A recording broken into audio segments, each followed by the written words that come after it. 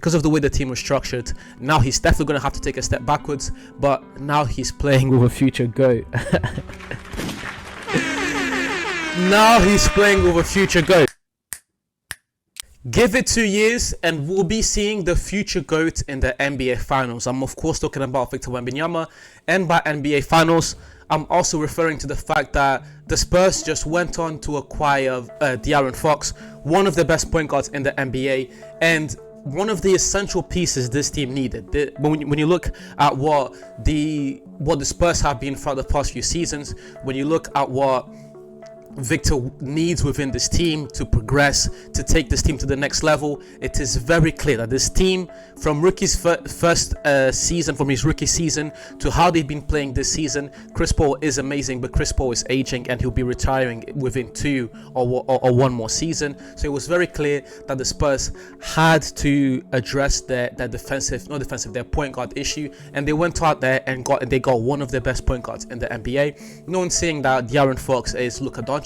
No one's saying that De'Aaron Fox is Stephen Curry, but De'Aaron Fox is a damn good point guard, and the Spurs did very well to acquire him for what was pretty much nothing. When you look at what Chicago ended up getting, when you look at what the Kings ended up getting, and when you look at what, for example, what the Warriors ended up not taking a chance on, the Spurs didn't really give up that much, and they acquired one of the very best point guards in the NBA, and I can't reiterate this point enough. And I also believe that De'Aaron Fox within the system was also kind of similar to what was happening with Donovan Mitchell. He kind of had to take a step backwards because of the way the team was structured. Now he's definitely going to have to take a step backwards, but now he's playing with a future GOAT.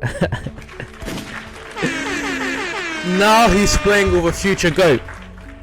And let's also not forget what the conversations around the NBA have been throughout the past few months. Ever since the start of the season, we've been talking about how the NBA ratings have been down, how the NBA is now all of a sudden boring, how there's no more competition, how the teams aren't entertaining to watch, how the ratings have gone down. Well, I feel like for all those people, for all those comments, we should give Adam Silver a round of applause. Hey, that's my conspiracy theory at least. That's my conspiracy theory at least. I genuinely believe Adam Silver has had a hand in some of these deals. There's no way you have Luka, AD, Fox, all of these guys move all of a sudden, and Adam Silver did not have something to do with that. It's more of a conspiracy theory, as I said, but you know.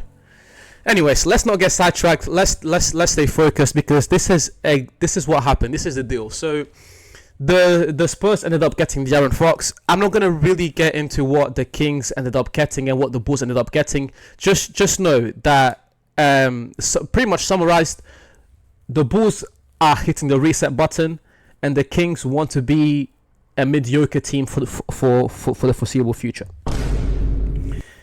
What you need to know about this deal, forget about who got moved on, etc. Just know the Spurs now have a chance at being a championship team within a few years if they make the right moves.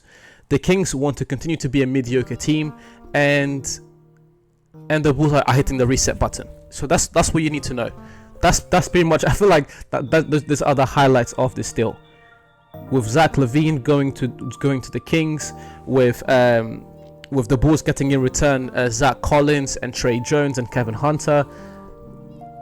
It's pretty clear what is happening here. I understand what the Bulls are doing. I understand what the Spurs are doing. I don't understand what the Kings are doing. I don't know why you would trade for Zach LaVine. I don't know why you would let go of De'Aaron Fox and get Zach LaVine. Do you think you're going to win a championship with Zach LaVine and Sabonis? Come on. Not when the Mavs have Kyrie, AD and Clay. Not when OKC have Shea and the number 1 seed. Not when Jokic is still in the West. Not when Luka's with the Lakers. Like, at best, this team is going to get... At best, the Spurs ceiling right now is the second round. So if that's what they want to do, that's what they want to do. But I do not want to waste any time. I'm sorry, the Kings. I don't want to waste any time on the Kings. Another thing I want to highlight is De'Aaron Fox's game in November, when he was able, when he had a career high of 60 points with 7 assists, 3 rebounds, shooting 6 from 10 from 3. De'Aaron Fox can score, and you're giving Wemby this piece. You're giving Wemby someone who he can rely on in those moments. Especially when you think about playoff basketball, I feel like these two complement each other extremely well. You're talking about Wemby's offensive ability and how he commands so much attention and how impactful he's on the defensive end, and you're talking about how impactful De'Aaron Fox can be offensively, taking off a lot of that load off Wemby. But what I want to do now, very quickly, is just look at their stats, just to highlight what I was saying. You have Victor Wembanyama, who throughout his career, or especially this season, should I say, he's only been in the NBA for 2 seasons. He's averaging 24 points, 10 rebounds, 3.7 assists. His blocks aren't showing here, but Victor's averaging something like 3.9 or 4 blocks per game, which is just absolutely amazing. Victor is everything and more that we thought he was going to be. So yeah, and in my opinion, Victor's only going to get better. Then you have De'Aaron Fox, who this season he's averaging 25 points, 5 rebounds and 6 assists. His 3-point percentage is worrying. I'm not gonna lie, but again, he can of course improve on that, and he doesn't have to be the best shooter on the team, because what the Spurs now need to do is give De'Aaron Fox and Wemby those pieces. They need to give them reliable pieces. They need to give them strong wings. They need to give them a competent power forward. They need to give them 3-and-D players. They just need to surround De'Aaron Fox and Wemby with role players that are going to complement their game. If they can get in another piece, sure enough. But this team, with the caliber of player that Victor Wembanyama is, how amazing he is offensively, how amazing he is defensively, with De'Aaron Fox's ability to score 30, 40 points, 60 points on a given night, this team is looking good, and I'm happy, because you guys know, if you've been watching this channel for quite a while, you know what I think about Victor Wembanyama. You know that I think that Victor Wembanyama can easily, okay, not easily, but Victor Wembanyama has the potential to be amongst those great conversations. I joke a lot on this channel saying that Victor Wembanyama is going to be better than Jordan and LeBron.